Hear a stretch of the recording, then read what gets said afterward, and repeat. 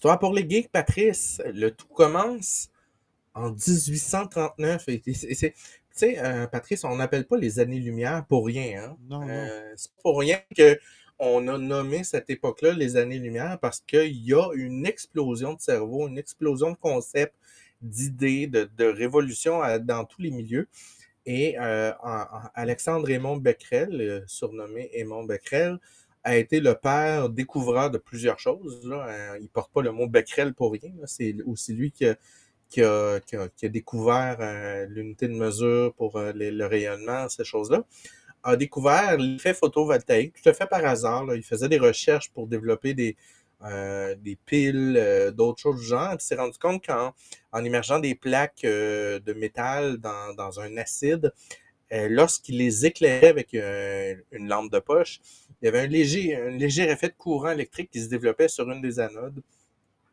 Ça l'a intrigué. Puis il a poussé ses recherches plus loin en utilisant de l'infrarouge et tout ça. Et il s'est rendu compte que c'était pas du tout calorifique. Alors ça, c'est un petit résumé qui est écrit dans sa recherche. Je vais vous la lire parce que je la trouve intéressante. En résumé, ce mémoire met en évidence les faits suivants. Des rayons qui accompagnent les rayons les plus réfrangibles de la lumière solaire font éprouver à des lames métalliques plongées dans un liquide une action telle qu'il en résulte des effets électriques auxquels on ne peut attribuer une origine calorifique. La décomposition du chlorure de bromure et de l'iodure d'argent sous l'influence de la lumière produit des effets électriques qui peuvent servir à déterminer le nombre de rayons chimiques actifs. Donc, on vient mettre la table à toute la photodétection, l'univers qui suit. Là. Puis quand on parle de la photodétection, on parle de scan, on parle de numérisation, on parle du futur de la télévision, on parle de spectroscopie, donc de tout ce qui est détection de produits chimiques via les prismes et l'analyse du spectre. Tout ça va découler parce qu'évidemment, quelqu'un arrive avec une idée, il y en a un autre qui travaille sur un autre concept, puis tranquillement, pas vite, on se retrouve avec différentes idées, solutions qui viennent s'ajouter par-dessus ça. Ensuite, on a le pantélégraphe qui a été développé pas longtemps après, en 1856, par Giovanni Caselli. Ce monsieur-là a trouvé une façon, je ne sais pas, tu as déjà entendu parler du pantélégraphe, Patrice, ou pas du tout? Pas du tout, non, non. Alors, le pantélégraphe vient du mot de pendulum et télégraphe était une machine à copier qui fonctionnait avec un pendule pour pouvoir synchroniser le mouvement. Et on avait sur un côté une reproduction du texte qu'on voulait copier à l'aide, on fabriquait une espèce de pâte électronique, électromagnétique qu'on venait appliquer sur le papier pour reproduire l'image. Et avec le pendule, on pouvait suivre et scanner cette espèce-là. Où il y avait de l'écriture, c'était comme une bosse. Et c'était retraduit immédiatement par un champ électrique. Et on pouvait, à l'aide de sa machine, transmettre une image sur des milliers de kilomètres via le télégraphe. Fait que tu comprendras que ça a été hyper populaire, son histoire.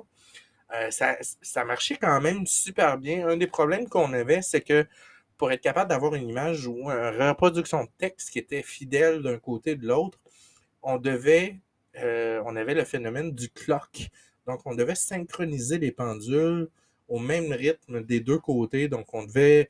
Puis, rappelez-vous, on n'avait pas le téléphone à l'époque, donc on ne pouvait pas s'appeler, t'es rendu où, t'es rendu quoi. Donc, on devait réussir à faire une synchronisation parfaite des deux pendules. Puis, quand ça se produisait, on réussissait à avoir une image. Et dans les premières images qui ont été transmises, ben, c'était des facsimilés, là, des transmissions de fax.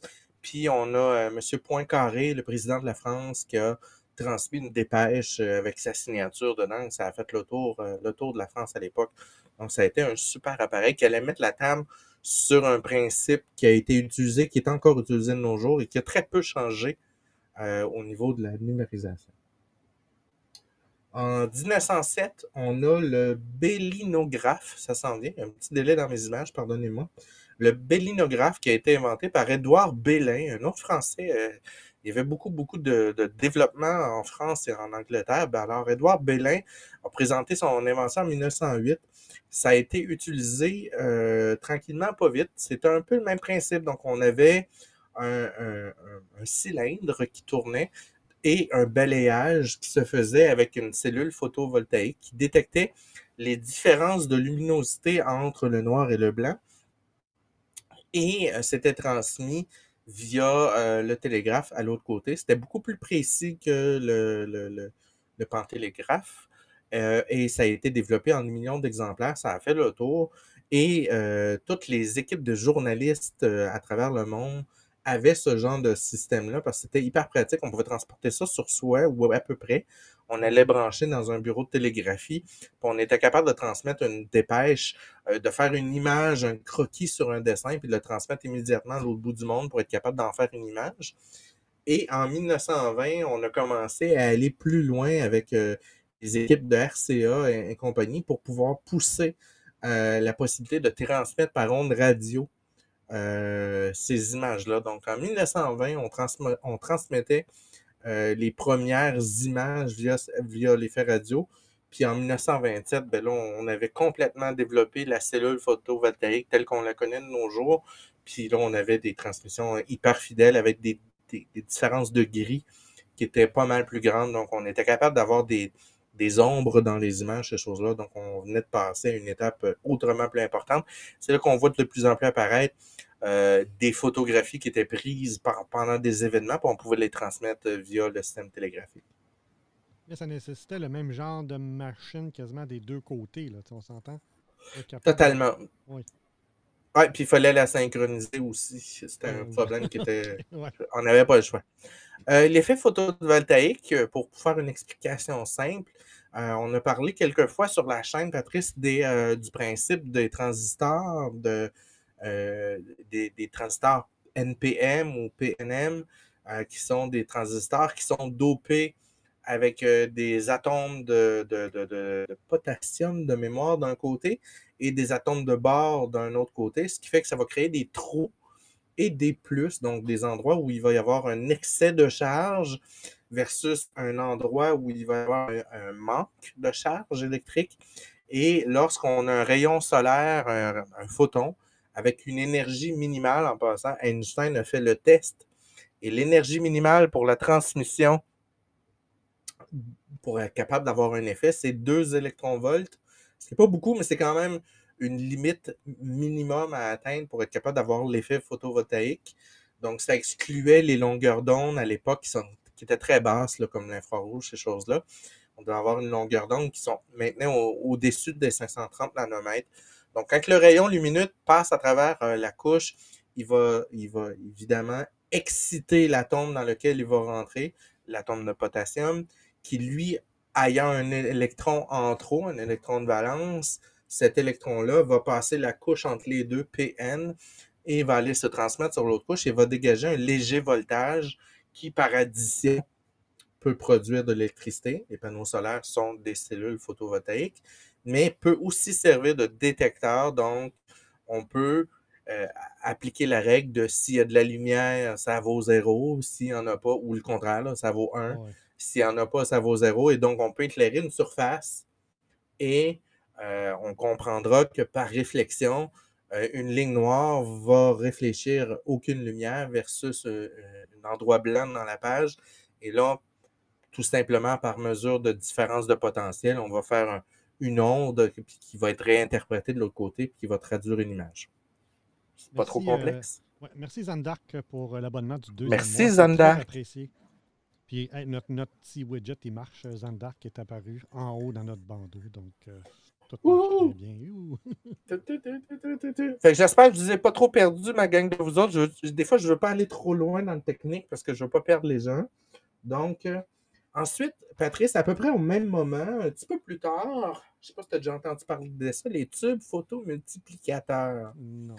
C'est ce qu'on appelle des PMT, Photomultiplier Tube. C'est des tubes qui fonctionnent avec un effet de cascade. Là, je vais essayer d'expliquer ça de façon simple. On a un photon de haute énergie qui va pénétrer dans la chambre, qui va passer à travers la première électrode. Et ensuite, on a des feuilles métalliques qui sont positionnées un peu en cascade. Et quand le photon va venir frapper ces feuilles-là qui sont fabriquées dans un- une molécule, un alliage précis, le photon va dégager d'autres photons. Donc, il va provoquer une cascade. Donc, un photon va en provoquer 12, qui, par effet de cascade et de géométrie dans lequel c'est fabriqué ces cascades-là, va augmenter le nombre d'électrons à chaque saut, de photons, pardonne-moi. Donc, on se retrouve à la fin, pour un photon, on peut se retrouver 400 photons, 1000 photons. Aujourd'hui, les cellules photomultiplicatrices vont faire du 1 pour 10 millions. Ouf, ouais. OK, c'était pas le cas à l'époque, là, on parlait de 1 pour 1000, ces choses-là, mais on est capable de faire augmenter la sensibilité d'un détecteur de l'ordre de 1 à 10 millions. Et c'est ce système-là de tube PMT est capable de détecter dans toutes les longueurs d'onde. Donc, il est sensible à la lumière infrarouge, à l'ultraviolet, à la lumière visible, aux rayons X, au gamma. Donc, l'effet de cascade et de photomultiplication va se produire dans toutes les longueurs d'onde et c'est une méthode qui est dite analogique. Donc, un peu comme les gens qui tripent sur la musique vont nous dire, moi j'aime mieux la musique analogique parce que elle est enrobée, elle est sirupeuse, on perd pas les fréquences, Ouais, ouais. on a une onde qui est, une onde analogique, elle a sa rondeur, tandis qu'une onde numérique, on fait des approximations et on vient couper dans des fréquences, on vient la mettre un peu plus carrée, donc on perd en richesse. On a le même phénomène avec des tubes PMT, pardonnez-moi. Donc, on vient augmenter la qualité, la résolution de l'image, la sensibilité de l'image. Donc, ces tubes-là ont été développés et tu comprendras où je m'en vais, Patrice, ça a apporté une énorme différence dans la capacité de scanner des appareils. Et les premiers scanners qui ont utilisé ça, évidemment, c'était pour des grandes entreprises. C'est ce qu'on appelle les drum scans. Donc là, on est autour des années 50, 55. Les tubes PMC commencent à être utilisés dans différents domaines, de la spectroscopie, donc pour la science, pour être capable de détecter des gaz, ces choses-là. Mais de plus en plus, on va même jusqu'à détecter des particules dans le sang, ces choses-là, parce qu'on est capable, en flashant la lumière sur un produit chimique, un gaz, un objet, de recevoir une certaine longueur d'onde qui revient. Et par ce photomultiplicateur qui détecte les longueurs d'onde qui reviennent, on est capable d'amplifier le phénomène au point de détecter un seul photon puis de devenir ultra précis. Donc, les premiers scanners qui ont été développés étaient des scanners à tambour dans lesquels on venait positionner l'objet qu'on voulait scanner, que ce soit une image, un texte, un film à développer, sur une espèce de tambour transparent dans lequel il y avait un fort éclairage et parfois cet éclairage-là était disponible, tout dépendant de la qualité du scanner, c'était disponible en plusieurs longueurs d'onde. Donc là, on pouvait passer dans les bleus, les rouges, et ainsi de suite, même dans les infrarouges. Ça augmentait la qualité de l'image. Et là, on faisait tourner très, très rapidement ce scanner-là. Et la tête de lecture venait lire, le PMT venait lire l'image. Et c'est ce qui était utilisé par les laboratoires de Kodak, la NASA pour l'analyse de photos, les militaires qui prenaient des photos aériennes en ultra haute définition. Les scanners à drum ont été utilisés très longtemps. Patrice, tu as peut-être plus de détails là-dessus sur leur utilisation, parce que toi, tu viens de la partie affaires, là. Ouais, moi, c'est plus des lecteurs optiques. Des lecteurs optiques que ça, OK. Ouais, des années 90 à 2000, mais ce que ça me rappelle comme souvenir, là, c'est les fameux scanners qui étaient utilisés là, dans les satellites qui ont été alentour de la Lune Ouais. pour la Puis ça cartographie. servait de ça.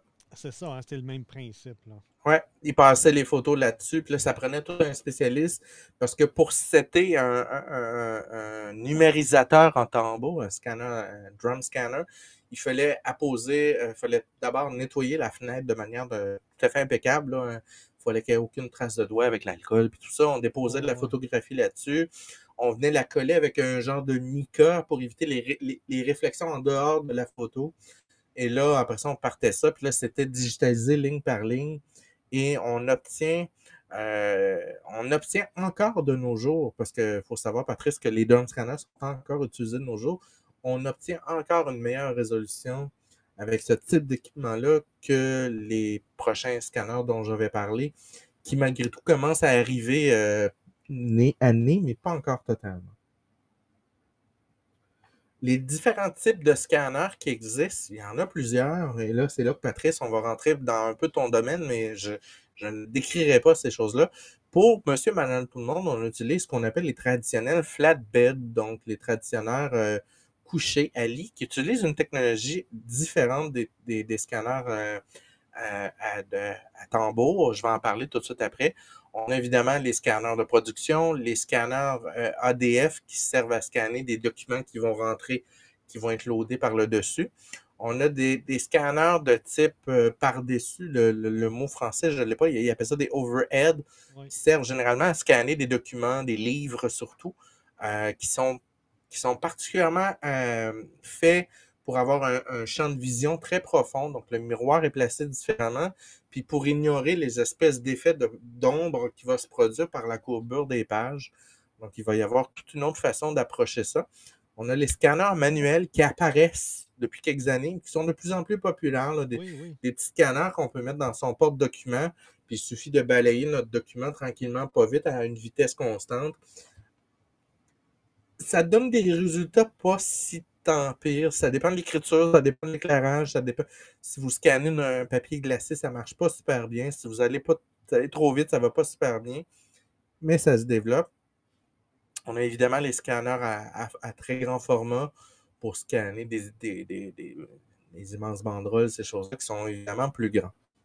Petit aparté concernant les scanners portables handheld, ça me rappelle des souvenirs. Je pense que j'en avais un avec mon PC, puis je balayais des documents avec ça. Ça me rappelle des souvenirs, mais je ne me souviens plus du modèle. Mais concernant celui qui est ADF, là, qui permet de lire des documents, là, bon, j'en ai un ici, c'est un scan snap de Fujitsu. Et ce que vous devez savoir, là, je le dis, là, si jamais il y en a qui en veulent un ou qui en trouvent un usagé. Là. Dans mon cas, je suis sur un Mac et évidemment, le logiciel qui venait avec ce scanner-là n'a pas suivi les mises à jour des systèmes d'exploitation à travers les années. Donc, ce que j'ai fait, c'est que j'ai trouvé une application, puis probablement que c'est disponible aussi sur des PC ou sur autres systèmes d'exploitation, qui va réutiliser ce scanner-là, mais avec un logiciel un peu plus à jour, qui va rendre fonctionnel votre appareil, parce que techniquement, il n'est pas brisé, c'est juste qu'il est vieux. C'est pas la dernière génération, ça fait quand même quasiment 10 ans que je l'ai, mais il fonctionne super bien avec le petit logiciel. Ça m'a coûté 75$, je pense, puis ça a redonné vie à mon scanner que j'utilise de temps en temps. Donc, si jamais vous êtes intéressé, faites des recherches un peu. Des fois, dans l'usager, on est capable de trouver, ou même dans... j'ai vu ça des fois dans les magasins de liquidation, là. J'en ai vu qui étaient à vendre à un prix bien raisonnable, puis beaucoup moins cher que neuf. Puis bon, on trouve notre logiciel. Oui, on le paye, mais en gros, tu sais, je ne fais pas du scan de photographie, là. C'est des scans de documents en PDF, puis qu'est-ce que vous avez des copies, tu sais. KetoWire qui dit que ton micro est peut-être un peu faible. Le mien? Oui, OK. Je parle un peu plus ouais, proche. des fois, t'es plus... Ouais, exact. Oui, c'est bon. Je pense que c'est plus ça. Prochaine technologie, les flatbed, comme je parlais, Patrice, les scanners à lit couché, j'aime pas le terme. Je connais pas le terme français, je l'ai pas cherché, excusez-moi. Fonctionnent avec des capteurs CCD. On entend souvent ça, hein, des caméras CCD pour Charge Coupled Device ou chargeur. Non, ça se traduit pas très bien en français. Bref, les capteurs CCD sont un peu l'équivalent de ce qu'on voyait tantôt, les NPM. Donc, on a différents pixels qui sont disposés sur un capteur et qui vont absorber des rayons lumineux, un peu comme le faisait le PMT, mais ils ne vont pas être sensibles à toutes les longueurs d'onde. Donc, il va y avoir des pixels qui vont être sensibles parfois plus à la lumière rouge, plus à la lumière bleue, plus à tel champ lumineux. Et on va avoir la difficulté aussi sur la précision. au niveau de la résolution parce qu'un CCD va avoir c'est un carré, comme vous voyez dans la puce, là, et il va avoir une certaine résolution maximale. Donc, au-delà d'une certaine capacité, il ne peut pas voir mieux. L'avantage d'un CCD, c'est que c'est beaucoup moins cher qu'un capteur PMT. Par contre, c'est aussi beaucoup moins efficace. Donc, pourquoi? On doit lui lancer un rayon lumineux d'une longueur d'onde précise. Donc, on doit rétroéclairer la vitre sur laquelle on va déposer la feuille. Et par effet de réfraction, donc comme je l'ai dit plus tôt, la lumière, les traits noirs réfléchissent pas la lumière versus le blanc, ainsi de suite. Donc, on va être capable d'arriver avec une certaine résolution. Le problème avec les CCD, c'est que c'est précisément le fait qu'on rétroéclaire. Donc, on est obligé de venir appliquer une certaine luminosité. Et la précision était limitée dans les débuts des premiers flatbeds. Et encore là, il y avait deux types de flatbed. Ce ne sera pas la prochaine image. Ça, c'est pour faire un clin d'œil à Patrice. La prochaine image. Je ne sais pas s'il s'en rappelle. Attends une minute, on va aller la mettre. Je ne sais même pas si tu as vécu. Ouais, c'est sûr que tu es Apple Lover comme tu as vécu ça. Ben, Le premier scanner de Apple. Ouais, ben, hey, tu me rappelles des souvenirs, mais moi, j'ai eu un Canon, mais effectivement, Apple a été dans ce domaine-là brièvement. Plus dans les imprimantes que dans les scanners, là, mais ils Ouais, ont ça a été été dans ce un domaine. essai, ça n'a pas. Ouais. C'était pas leur marché. C'était pas un mauvais objet, là. Il fonctionnait bien, mais probablement que les coûts de développement étaient plus chers que puis ils ont fait comme bon, il y en a d'autres qui font bien ça, puis Ouais, ouais, c'est ça. ils ont juste pas poursuivi, là. Là, mon Et son dans le devrait être domaine mieux, du. Keto Warrior, mon Pas son mal. devrait être mieux. Là, je l'ai augmenté quand même quasiment d'un 20 donc on devrait être pas mal égal. Vous me le direz si vous entendez le même niveau de son Moi, des je vois deux la côtés. différence. Ouais, OK. Pour ce qui est des flatbeds, il y a deux technologies qui s'affrontent. La technologie TCCD, qui fonctionne avec une lentille et un capteur CCD à part. Donc, on a un miroir qui vient refléter la lumière, qui vient balayer le document, et le capteur CCD est à l'extrémité, donc il vient capter. Donc, ça a une meilleure précision, mais ça coûte un peu plus cher en termes de lentilles mécaniques, ces choses-là. Puis, on a les CIS scanners qui sont beaucoup plus cheap, qui coûtent presque rien, qui sont en fait des LED qui éparpillés, des diodes photosensibles qui sont éparpillés le long d'un balai et qui vont être sensibles soit à la luminosité blanc-noir ou si on vient mettre 3 pixels de côté, donc un qui est sensible au rouge, au bleu et au vert, on va avoir la capacité de scanner en couleur. Évidemment, le problème des CIS scanners, on en voit presque plus de nos jours, là, mais le problème des CIS scanners, c'est qu'ils ont un champ de vision très, très faible. Ce qui veut dire que la moindre bosse ou le moindre pli dans une feuille, si vous avez une feuille fripée, le capteur part totalement, il est incapable de l'interpréter. Donc, on va avoir des images. Pour ceux qui se rappellent des premières photocopieuses ou des premières impressions, on pouvait faire des photocopies des fois, on avait des grosses taches noires sur les feuilles, là. C'était des CIS scanners. Donc, c'était peu cher pour faire des photocopies rapides, avoir quelque chose de sous la main, je l'ai, ça coûte rien. Le balayage est rapide, tout est super cheap, mais au niveau de la précision de la résolution, c'était moins bon. On n'en voit presque plus. Il y a certaines applications qui sont encore utilisées de nos jours, surtout dans l'industriel, pour des résultats hyper rapides, des stickers, des affaires du genre bien, bien simples, mais on voit presque plus de scanners de type CIS. Et qui gagne le combat, Patrice, entre les drum scans et les flatbeds, aujourd'hui en 2022? Oh, c'est dur à dire. Je vais dire les drums beds. Écoute, ils sont nés tannés. Ils sont Ah, nés à ouais. nez. Ouais, ils sont nés à nez de plus en plus. Les drum beds, on parle d'une résolution autour de 11 000 dpi. Pour monsieur, madame, tout le monde, dpi veut dire dot per inch, donc pixels par pouce ou point par pouce.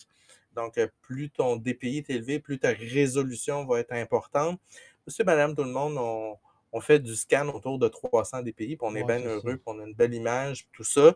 Parfois, quand on veut être un peu plus wild, puis qu'on se sent comme ouh, je vais avoir une belle image, on monte ça à 600 À ou on 1200, met ouais. Oh. le chauffage au maximum, on met ça à 1200. Les Scanben parlent de 11 000 DPI. C'est un chiffre qui est sorti depuis plusieurs années. C'est un chiffre qui est assez théorique parce que la plupart vont tourner autour de 9 000 DPI. Et dans les meilleurs scanners, d'ailleurs, le scanner que vous voyez à l'écran, qui est un Epson, est le meilleur scanner 2022 de toute catégorie. Il est capable de scanner jusqu'à techniquement 9600 DPI. OK, ça, c'est bon, c'est très bon. OK, pour autour de 400-500 $ de mémoire. Par contre, 9600 DPI, les lumières baissent dans la maison, l'air rentre par les fenêtres. Tu sais, je veux dire, son format idéal, c'est un 4800 DPI. Donc, ça en fait un excellent numériseur pour être capable de scanner des films, des négatifs, des images très complexes, des photos que vous avez prises qui ont une résolution autrement plus intéressante qu'une image que vous avez imprimée sur les internets. Ouais. Donc, le combat actuel est difficile. Les drone scans sont encore utilisés dans le domaine industriel, dans le domaine professionnel, parce qu'ils offrent une meilleure résolution, une meilleure capacité, une meilleure... On appelle ça le color gamut, donc un meilleur éventail de palettes de couleurs comparativement à un flatbed. Toute catégorie, donc ils vont offrir des nuances qui sont parfois peu visibles à l'œil, mais qui vont faire une différence pour des documents très importants. Comme vous voyez dans l'image, on est en train de balayer des négatifs. Donc, le combat est toujours pas gagné. Patrice, vas-y.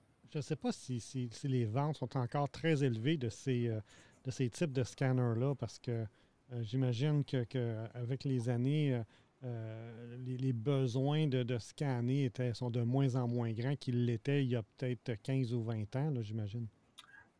Il y a encore un marché. Le drone scan que vous voyez dans l'image, qui est utilisé pour des négatifs, est en vente actuellement. C'est un des meilleurs au monde, un Hirderberg ou quelque chose de genre, je ne me rappelle pas le terme. Ça vaut quelque chose comme 6 000 $. Fait que c'est encore en vente. Donc, probablement que le domaine de la photo, de la reproduction de documents importants. Peut-être la reproduction, ouais, c'est ça. Ouais, fait que d'après moi, c'est encore très, très utilisé. Mais de moins en moins, étant donné parce que le prix est évidemment beaucoup plus cher. Ouais. Il existe d'autres types de scanners, Patrice. C'est un peu ça sur quoi tu vas te focusser un peu plus que moi tantôt. Oui. On a évidemment les scanners qui vont scanner dans des longueurs d'onde très définies. Exemple, ceux qui vont scanner des codes barres, ces choses-là. On a les scanners à main, les scanners de tête. Mais où l'avenir nous amène? Vers où le futur nous projette au niveau des scanners? On a évidemment l'apparition depuis quelques années, puis c'est une invention qui date des années 60, 70 environ, 71 ici, là, qui a été utilisée par l'armée américaine, le fameux LIDAR, donc Light Detection and Ranging, donc via un laser ou une lumière, on vient flasher des points lumineux et via un capteur, on vient recalculer le retour, le reflet de cette lumière-là, qui est calculée de manière bien précise, puis on est capable de venir calculer une profondeur des objets devant nous, donc d'avoir une espèce de mapping 3D de l'objet. C'est utilisé depuis... Vas-y, Patrice. S'il y a des amateurs ou des fans de la série The Curse of Oak Island, moi je le suis, LiDAR... C'est utilisé à côté. Ah oui, puis là, cette année, avec un drone, ils ont scanné au complet l'île. Et là, ils sont capables de détecter des structures ou des anomalies qu'ils vont pouvoir creuser, là. Oui, parce qu'avec un LiDAR, on est capable d'y aller dans différentes longueurs d'onde et on sait que certaines longueurs d'onde, certains objets vont être transparents, un peu comme on dit les rayons X. On est capable de voir l'intérieur de notre corps parce que ces rayons-là, cette longueur d'onde-là, elle est transparente à certains matériaux. Donc, tout dépendant du type de rayonnement qu'on va utiliser, on va être capable de passer par-dessus le feuillage, la végétation, ces choses-là, et d'avoir un dessin très, très, très précis du terrain où on est. C'est hyper utilisé en archéologie, en spéologie et toutes les sciences qui nécessitent de scanner des bâtiments. Et de plus en plus, les musées vont scanner des documents pour être capables d'arriver des documents, des objets, des sculptures, pour être capable de l'analyser ensuite. On peut voir la peinture utilisée, les matériaux, des détails, des gravures, ces choses, les couches sur les œuvres, oui. C'est complètement débile. Donc, le LiDAR, pour ramener ça un peu à monsieur, madame, tout le monde, c'est utilisé depuis quelques années. En fait, depuis presque le début des téléphones intelligents, Patrice. Et sous quelle forme c'était utilisé? Quelle était l'utilité? Avant que le LiDAR apparaisse dans iPhone. Oh, Je aucune pose idée. une colle, là. Oui, oui, oui. Le capteur de proximité, qui est essentiel Ah oui. au téléphone de nos jours, parce que sans lui, vous colliez votre téléphone sur votre joue et le phénomène qui se produisait était pip, pip, pip, pip, pip, pip, pip. Vous accrochez les 22 pitons qui étaient dans votre écran pendant que vous étiez en train de parler à quelqu'un. Donc, on a ajouté un capteur de proximité qui était ni plus ni moins qu'une lampe infrarouge avec un petit capteur CCD qui, par réflexion, s'il envoie de la lumière puis que le temps de réflexion est très long, c'est qu'il n'y a rien devant le téléphone. Puis s'il envoie de la lumière puis que le temps de réflexion est presque instantané, ça veut dire qu'il était très très près de votre joue. Oui. Et par cette méthode-là, l'écran était désactivé. Vous savez, l'écran devenait noir. On peut se le mettre dans le visage puis parler au téléphone sans se soucier des boutons. C'est fou. Phénomène C'est qui est... fou dans les téléphones le nombre de petites technologies comme Mhm. ça qui sont utilisées à toutes sortes de sauces, là. Et souvent, il y a des gens qui ne vont pas comprendre. Ils vont utiliser le mode haut-parleur. Et c'est plus le cas de nos jours. Là, les téléphones ont updaté pour ne pas avoir ce problème-là. Mais il y a quelques années, 1 ou 2 ans, quand on était en mode haut-parleur, le capteur de proximité était désactivé. Ce qui fait que si on mettait le téléphone dans notre joue, même en mode speakerphone, on se retrouvait à appuyer sur Ouais, différentes ouais, touches et ouais. là, c'était le bordel.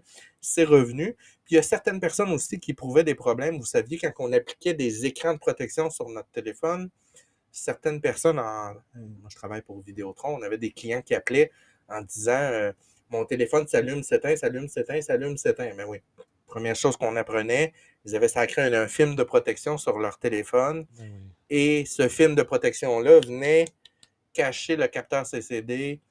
Et là, bien évidemment, lui se reflétait sur lui-même dans une couche qui n'est pas supposée être là Non. et provoquait une fausse lecture. Il y a une joue collée sur le téléphone, donc la madame incapable de signaler sur son foutu téléphone. Je peux dire qu'on a cherché un bout avant de trouver c'était quoi le trouble. Ah, ouais. Et évidemment, les capteurs LIDAR nous amènent, Patrice, à ce qui est en train de devenir grand public, mais qui existe aussi dans le domaine de l'archéologie, de la spéléographie, ces choses-là, des capteurs scanners 3D, donc qui vont avoir une distance entre deux capteurs qui vont capter dans différentes longueurs d'onde, donc ils vont avoir un captage LIDAR pour aller tracer un mesh, donc une espèce de squelette autour de l'objet en 3D. Puis on va avoir des capteurs en lumière réelle pour aller capter la couche image de l'objet, donc être capable de faire un rendu. Et chaque capteur est distancé de façon à pouvoir reproduire en 3D par la suite l'objet, puis être capable de le travailler. Et il y a des capteurs qui sont de plus en plus précis, qui servent de plus en plus. On peut faire du design, de l'impression 3D. Il y a de plus en plus d'imprimantes 3D, de tripeux 3D qui vont s'acheter des scanners 3D de très bonne qualité et vont se scanner un objet. Et ensuite, ils vont aller le travailler dans leur logiciel 3D pour en ajouter la partie manquante ou améliorer le design. Donc, c'est de plus en plus présent. Et Patrice, dans d'autres longueurs d'onde, et là, on parle de lumière, mais il y a aussi les ondes radio, on a la possibilité de voir à travers les murs. Et ça s'en vient, mon image va finir par apparaître. Eh, Ouais, on a... Allô, allô? Ça va, puis les Ah, elle est là. téléphores. OK. Elle est là, Patrice. Alors, en Wi-Fi, Patrice, on peut voir à travers les murs. Oh. Donc, on est capable, avec un capteur sensible au Wi-Fi, de détecter les rebondissements des deux bandes de fréquence et de se tracer, de faire un mapping et de détecter un objet, un meuble, chose. Et même ici, dans le cas présent, par Wi-Fi, détecter la présence d'un être humain dans une pièce. Et là, vous me suivez, Oui. ceux qui suivent un peu. On peut avoir un groupe tactique d'intervention qui se positionne à un endroit précis pour être capable de lancer un tir fatal sur une personne ou un objet à travers un mur en sachant via Wi-Fi l'objet. Donc, on va très loin. Et le Pentagone utilise depuis peu de nouvelles technologies qui sont en train en ce moment d'être utilisées sur les champs de bataille, entre autres en Afghanistan, en Iran, en Irak, qui permettent de détecter via un lidar, un laser. Oh, j'ai eu un flash dans mon image. Je suis toujours là, Patrice? Oui, tu es toujours là, oui. Toujours là. Donc, ils sont capables, via LIDAR, de détecter la signature précise d'un battement cardiaque et sont capables, tenez-vous bien, et c'est utilisé. Puis ça, c'est ce que le Pentagone a bien voulu nous partager cette année. Et sachez que quand le Pentagone partage quelque chose, c'est que c'est désuet. Oui. Donc, c'est de la technologie qui est. faut que vous compreniez un peu le contexte. Là. Nous autres, on fait wow, c'est James Bond à côté. Mais si le Pentagone accepte d'en parler, c'est soit que ça a été coulé puis que tout le monde est au courant, ou ils sont rendus bien plus loin que ça puis ils ne veulent pas encore nous en parler. Donc, ils sont capables d'avoir la signature cardiaque d'un individu ou d'un suspect recherché et dans une foule jusqu'à 200 mètres, sont capables de pointer leur lidar sur chaque personne et à travers les vêtements, détecter, OK, on a Francis Beaulieu recherché mondialement pour terrorisme. Il est identifié Rogers Tulé. On est là. Ah, ouais. Et on est capable aussi, via la même technologie LIDAR, de pointer un laser infrarouge totalement invisible sur une fenêtre à 200 mètres de distance et via les micro-oscillations de la fenêtre, aller écouter très, très, très précisément la discussion qui a lieu dans la pièce. Donc, on est capable d'espionner des gens de très, très loin et d'avoir un rendu sonore comme si on était presque présent dans la pièce via les micro-vibrations dans la pièce. Donc, encore là, je vous rappelle, ça semble être des technologies du futur. C'est désuet. Alors, il faut se le dire. C'était déjà utilisé depuis 10 ans. T'sais. Exact. Fait que c'est là où on s'en va. Donc là, les futurs des scanners, Patrice, ça va être dans le domaine de l'analyse sanguine.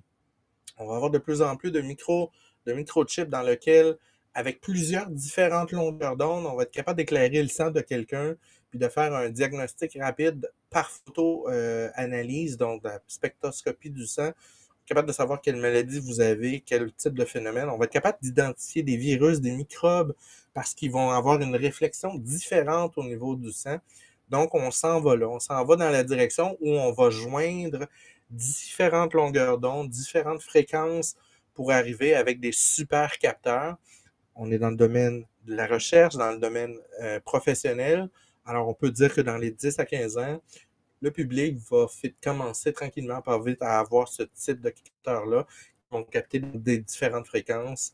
Donc, on va avoir une apparition de phénomènes au niveau des caméras de téléphone, des caméras pour faire de l'astronomie, ces choses-là qui vont devenir de plus en plus ouf.